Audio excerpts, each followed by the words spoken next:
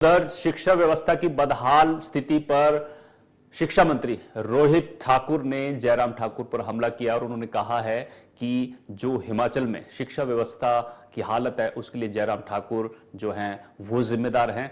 और Rohit Thakur education minister जो है उनसे हमारे संवाददाता कामेश्वर शर्मा ने खास बातचीत की है, आप भी सुनिए। इस समय हमारे बीच मौजूद है शिक्षा मंत्री रोहित ठाकुर जी। जानना चाहेंगे खासकर जिस तरीके से आरोप कांग्रेस सरकार लगातार लगा रही है, आखिर के 6 माह में जो भाजपा ने अत्यधिक स्कूल शिक्षा संस्थान खोले, जो जन विरोधी निर्णय के कारण ही आज जो हिमाचल प्रदेश की शिक्षा का यह हाल है। जी सर, आपका स्वागत है। जिस तरीके से ये लगातार कांग्रेस सरकार कह रही है, क्या कहना चाहेंगे? आपका सबसे पहले आपका बहुत बहुत धन्यवाद। मैं समझता हूँ भारतीय जनता पार्टी की सरकार के पूरे 5 वर्ष के कार्यकाल के दौरान हमारी जो क्वालिटेटिव एजुकेशन जिसके बारे में हिमाचल प्रदेश जाना जाता था, उसमें मैं समझता हूँ निरंतर आपका स्तर गिरता रहा और मात्र चुनाव के समय में इनको शिक्षा विभाग की याद आई। पूरे 5 वर्ष की अवधि में अगर आप अंत के 3-4 महीने को छोड़ो, कोई भी इस तरह का फैसला नहीं लिया गया। मैं उसके आपको एक नहीं अनेक उदाहरण दे सकता हूँ। उदाहरण के तौर पे 22 के अंत में जहां हमारे को एक मैं समझता हूँ पूरी जो आर्थिक व्यवस्था विरासत मिली वो आपके सामने 76,000 करोड़ का ऋण, लगभग कोई 10,500 करोड़ के आसपास की देनदारी हमारे पेंशनर्स की, हमारे कर्मचारियों की डीए और एरियर्स के रूप में पड़ी थी। इसी तरह से हमारे अन्य क्षेत्र जिसमें आपका शिक्षा भी महत्वपूर्ण क्षेत्र है, इसकी भी मैं समझता हूँ एक बदतर स्थिति में हमारे को पूरी व्यवस्था मिली। लगभग कोई 15,000 से अधिक हमारे शिक्षक पद खाली थे।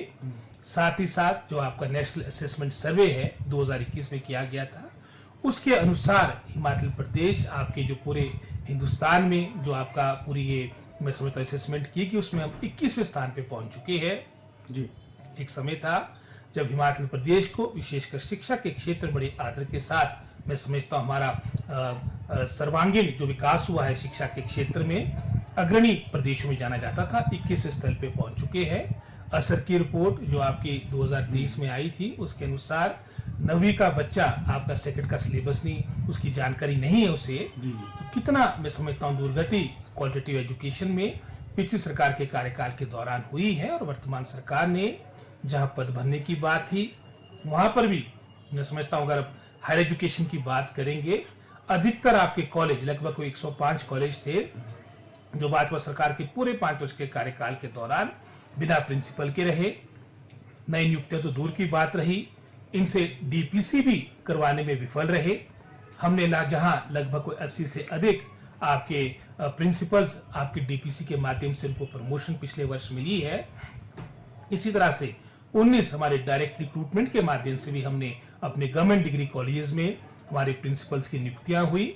लगभग कुछ 483 हमारे एपीज यानी असिस्टेंट प्रोफेसर्स की नियुक्तियां भिन्न भिन्न कॉलेजेस में हुई और इसका विशेषकर जो लाभ मिला है हमारे दुर्गम हमारे क्षेत्रों में मिला है, चाहे उसमें करसोग की बात हो, आनी की बात हो, चाहे वो चंबा जिला की बात हो। आपके बहुत से पद रिक्त पड़े थे, 483 पद हमने पिछले वर्ष भरे हैं। इसी तरह से अगर आप सेकेंडरी स्कूल्स की बात करेंगे, लगभग कोई 700 के आसपास हमारी जो नियुक्तियां हैं पीजीटीज यानी लेक्चरर्स की, वो अंतिम चरण पे है। 585 इसमें से आपके जो लेक्चरर फिजिक्स है, हिंदी, इसके रिजल्ट भी आउट हो चुके हैं। शीघ्र हमारे दुर्गम क्षेत्रों में इनको भेजा जाएगा। इसी तरह से मैं समझता हूँ जो हमारे एलिमेंट्री एजुकेशन, क्योंकि एलिमेंट्री एजुकेशन जो बुनियाद होती है, नींव होती है हमारे शिक्षा विभाग की, उसका भी स्तर बिल्कुल मैं समझता हूँ निम्न हो चुका था। इसमें भी लगभग कोई 2800 के आसपास नियुक्तियां जो बैच वाइज थी उसमें से अधिकतर हम दे चुके हैं।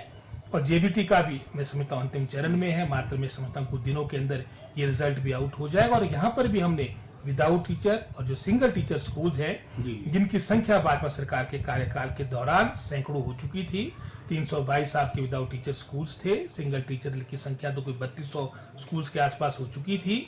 और इन सभी बातों को देखते हमने इन पोस्टों को भरने का निर्णय किया है।